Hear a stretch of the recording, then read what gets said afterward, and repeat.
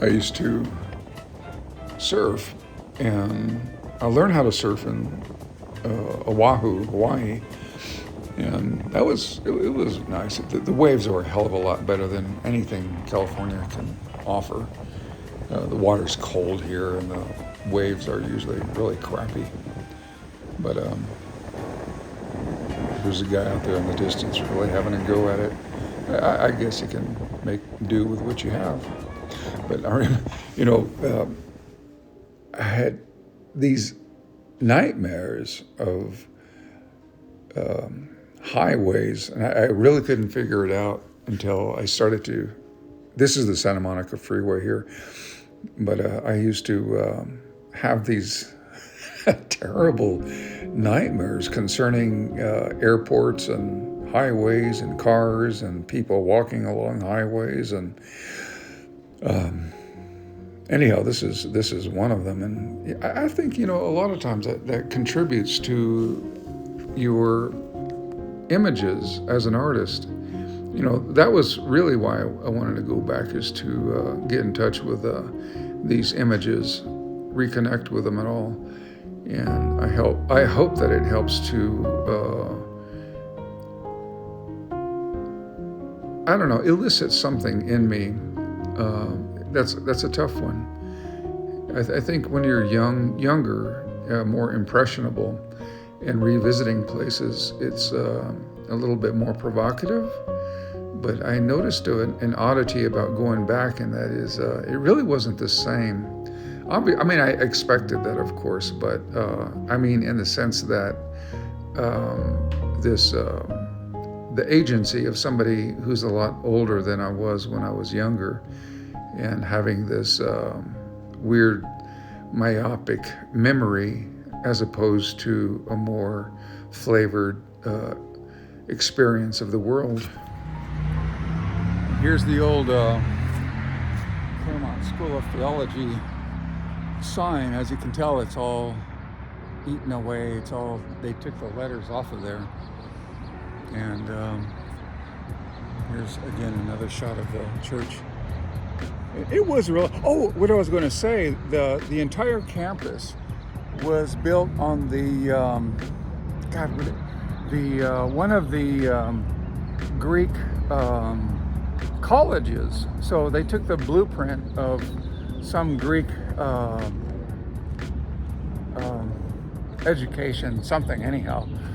You might, if you are really interested, you could probably look it up. But anyhow, this was built on the blueprints of a Greek thing of higher learning. So I always thought that was kind of neat, because this whole thing seems to be reaching upward to the sky, and maybe they did that as, what do you call it, with that in mind. Just, the structure of these things, it kind of opens up to this heavenly thing. And I always wondered about this thing here, this eaves. It always looked like because we have tons of earthquakes here, and I always thought that's going to break or something. So I don't know what they're going to do with it. I hope they keep it. It's a really nice building. Well, that's just from my point of view. More than likely, they're going to probably turn this all into housing. There'll be all kinds of apartments here, unfortunately. Oh, and over here, just down the street here, back in the day, there's a college. Maybe I'll go over there a little bit later. There's Scripps College, and that's where Ronald Reagan gave some of his speeches, and there were sharpshooters and everything up in the buildings. I don't know what's going to become of the world of religion right now, but it doesn't look good. It's just it was a different time. There was quite a fervor within the religious world, organized religion. This is a Presbyterian, I think it is. So as a kid, I shouldn't call myself a kid. I wasn't a kid. I was a young adult. I was in my teens. And mother got her doctorate from this college. I think they have like a cafeteria in here, but the school is closed now, so it says I'm on private property and I'm probably trespassing or whatnot. But this used to be the library, and I doubt if there's any books in there. I don't know what they did with the books. But yeah, they you know, when I think about it, it just seems like I guess they had a stage here or something for their doctoral candidates, and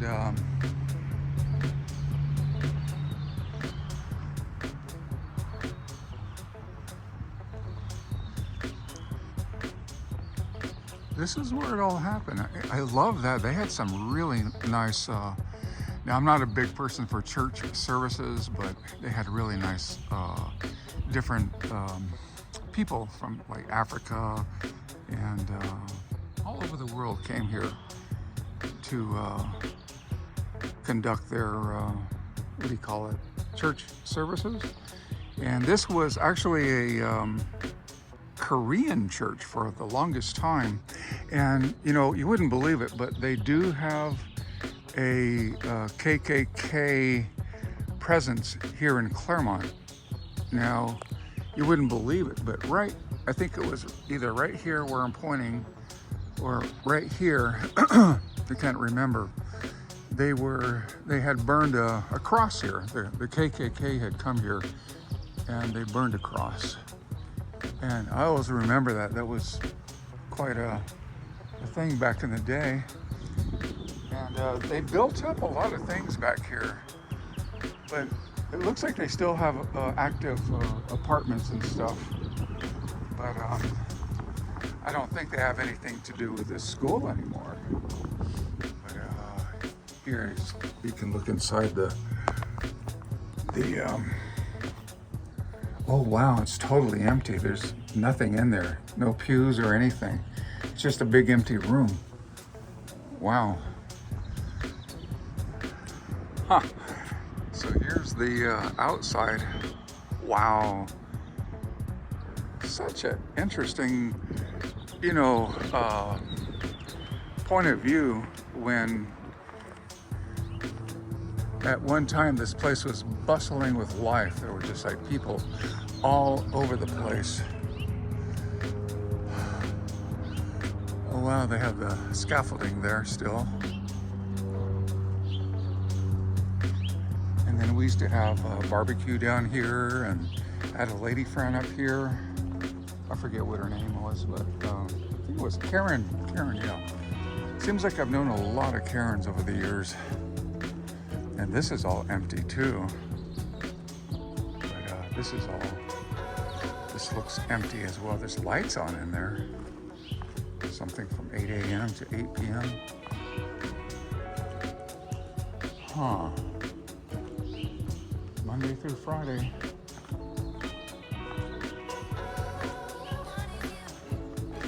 Wow. This is the old dormitory.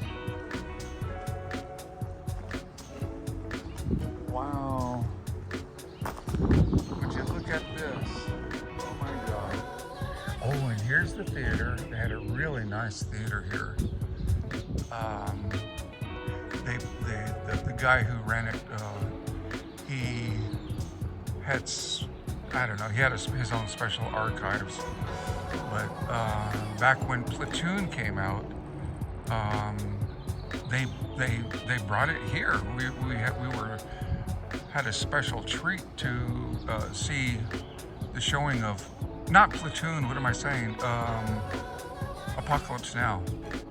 Apocalypse Now. They showed it here, and there were a lot of movies that brought in different celebrities. Like I remember, gosh, what was that lady's name? She said, oh, Linda Ronstadt. She came here with her guy friend at the time, and I can't think of, for the life of me, I can't think of his name. But anyhow, this is really quite a treat for me. looks like somebody did graffiti up there on top of one of those buildings. That's the damnedest thing whenever a building goes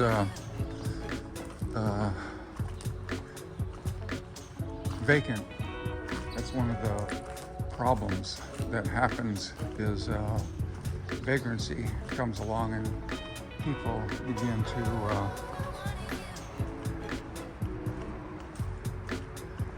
abuse the empty grounds.